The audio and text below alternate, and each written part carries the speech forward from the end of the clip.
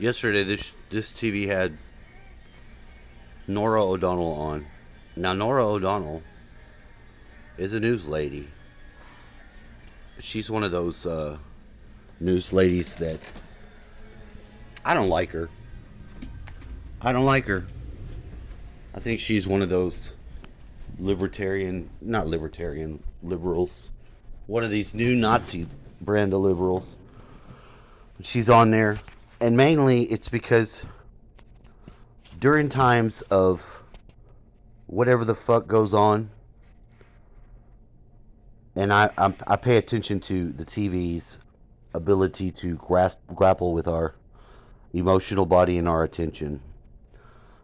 You know, think about it. If you got little kids, you love them, and they're like, "Daddy, Daddy, let's play." No time, son. My shows are on. And then how many people in the life on their deathbed have said that if they could do one thing, they would they would spend more time with their loved ones. Everyone knows that that's what they say. So there's obviously some sort of um, attention theft going on. It entangles you with the attention. So I'm looking at her. She's got her baby blue pantsuit. Yesterday, the color of baby blue was very very prevalent. A guy on another video, he was like telling a story. It's like one day I looked up and then there was that chemtrail cross, and behind it that baby blue sky, and he's like, and I'm it's that's the Scottish flag. Ah, and he was in Scot. He was born in Scotland. We have some Scottish in us too, but I don't want to go all deep Scot or nothing. But and then she was wearing it, and I'm battling with her for attention because she's frankly I've seen plenty of opportunities for them to put something in the news that would be awe-inspiring, good for the human, something to counteract all the woe and doom, because that's their breadbasket is woe and doom. So I left. I began to cook in the kitchen where I had this like very strange energy set up, whirling back and forth, and I'm cooking in it because cooking is awesome and all. You should all do it because dinners are where you should put a lot of your attention and your thankfulness into your meals that you cook. That's not a foreign thought. No. Well, then I peeked back in because, like, there's certain lines within here where there's, I don't know, I observe the different energies and frequencies that are oncoming and felt against the back and how they hit. Like, here, I can sit here and I can look out and I can see the outside world. So that's like a line. Like here, you see the tree? I stand right here, and directly in front of me in the tree at my solar plexus is this knife connecting me with this tree. It's directly a straight line between here and between there. It's right there. So when I came to this spot, this is the spot I was at. I came to this spot and I wouldn't go any forwarder because whenever you're observing the thresholds, it's that's that sexy chick from Meet Joe Black. So right here, I see, what do I see? I see fucking Nora O'Donnell in like the TV camera is back further, so it's like you're seeing an interview going on, but on a TV show setting. So it's not, and it fucked me up because I didn't know what the fuck I was seeing. The front person of the news is like a Mandela, not like a Mandela effect, but they're like an icon image that will trigger your awareness to recognize that this is the news. That's the news, lady. Thus, this must be the news. But it wasn't the news. It wasn't. It was Blue Bloods. Because they were cutting around the room, and I saw other people that they were from that show, but one of them I didn't recognize at all. And he was saying some pretty out there shit. So, because like if the TV screen, the demonic, whatever realm that is, if it wants to tell you something, the best time for that to happen is when you don't even know what show you're watching. You're looking at it and they're saying something to the screen as the camera pans onto them and they say something. That is usually when it'll be like, yeah, you thought you could win. You thought you could attract my attention. It'll say something crazy and shit like that. Which has happened before. It has happened to me before. And I'm sure it will happen again. Sometimes they're coming right for TV, you. And I Same as it ever was. Dimensional thing, but I don't entirely know. I'm just putting it out there. If you watch the TV and it's 100% suddenly talking to you, I'm Nora O'Donnell here, because of what they say, you know, they don't have to call you by your name. But if they do call you by your name, you're almost always gonna look around. You're like, oh, I heard my name, so you're gonna respond to that. That's one.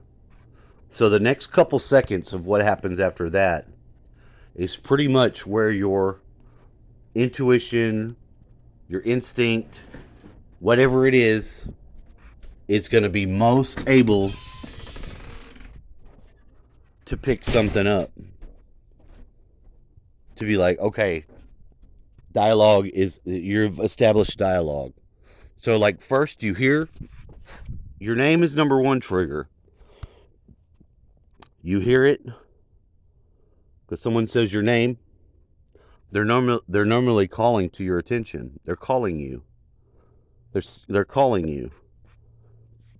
That's probably the oldest example people have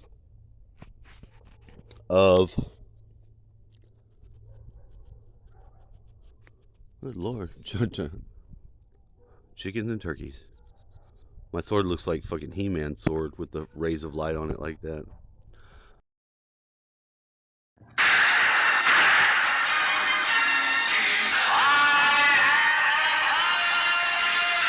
Power!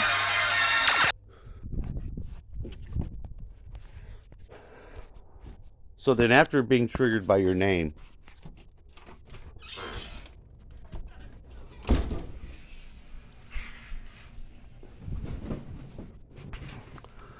you should be aware of the next awareness. Someone says your name. You hear it randomly. When I hear it off the TV box, I know that it's the TV automatically because my dad has to use that voice thing to say my name. In fact, Whopper, use your voice thing. I want to hear you say my name. I'm making a video about this. This video is about whenever somebody says your name, because everybody says, you know, that's how he says it. When I say my dad's name, I'll say, but see, I can call him by 5 or 6 different names. I can say Whopper because he's Whopper. I don't call him John. He and myself both also go by Mike in different, you know, I don't even know. I think his mom called. Didn't your mom call you Mike? Yeah, his mama called him Mike. I remember that.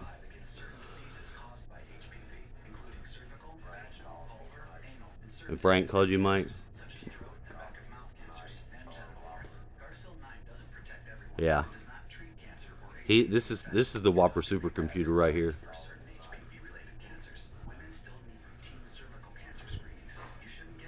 I think he's more like a tractor, a man tractor, than a supercomputer, because he's not into all that bullshit of the supercomputer.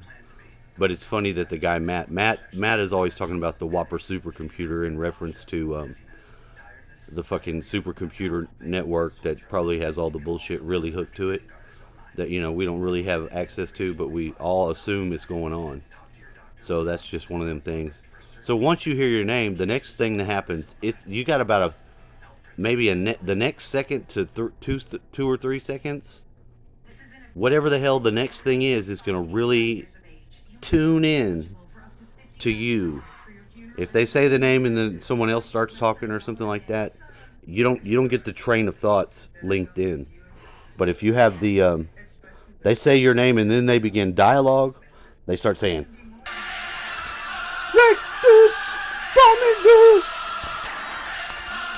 then that would be like they're directing the freakiness to you, and then you would be completely traumatized and freaked out, shaken, pissing on yourself and shit, or whatever would happen. Because there's all kinds of I've had on my TV in my room. There's a movie that shows another TV. I think it's fucking I don't know the name of the movie, but my TV, when it was off, got the face come on it, the evil demon face, and was looking around, and I was like, I don't know why it didn't scare me as much as it did.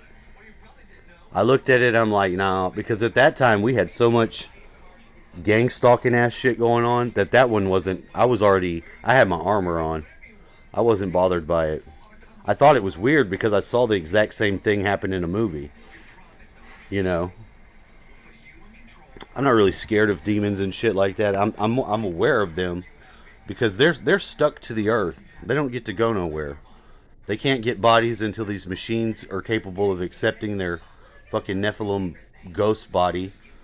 They can't just jump into our fucking biology because they were giants, and you can't even. Everybody that has had any experience with the giants, whether they be in stasis or some fucking military thing, they said you can't get close to them because something with they have psionic powers that basically will kill you if you get too close. There's one in a mountain somewhere, like not a bad one. It's like somehow they're meditating inside the mountain, but it's on a ley line point that it's holding down some good energies, and he's in stasis. And one of the locals that is the guards of the way or whatever the hell, and I don't know where it's at. I think maybe Romania, but I could be wrong. The guy had said that he had to do like a whole month of different sort of fasting and dietary stuff and prayer. And after he'd done that, he was able to go in there and not be destroyed by the psionic shit. Because there's good and evil giants, but they're way more powerful in their mind than you even fucking know. What do you think of 100? What do you think 1,000 IQ motherfucker would even be capable of? No, we have like my IQ test says I have 140 IQ. What do you think a fucking 1,000 IQ would be like? What would they be capable of? I don't know. This is just a food for thought exercise. Have a nice day.